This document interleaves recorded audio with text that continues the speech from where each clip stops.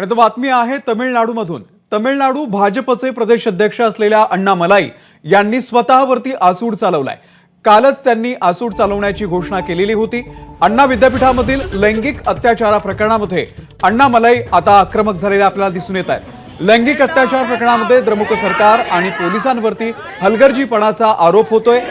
द्रमुक सरकार पायउतार होत नाही तोपर्यंत अण्णामलाई चप्पल घालणार नाहीत, अनवाणी फिरणार आहेत, अशी त्यांनी आता भीष्म प्रतिज्ञा केलेली आहे।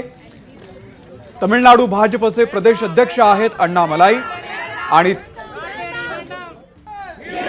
अण्णामलाई यांनी अण्णा विद्यापीठामध्ये जो अत्याचार होतोय लैंगिक अत्याचार प्रकरणामध्ये एक महत्त्वाचं पाऊल उचललेलं आहे, आंदोलन केलेलं आहे।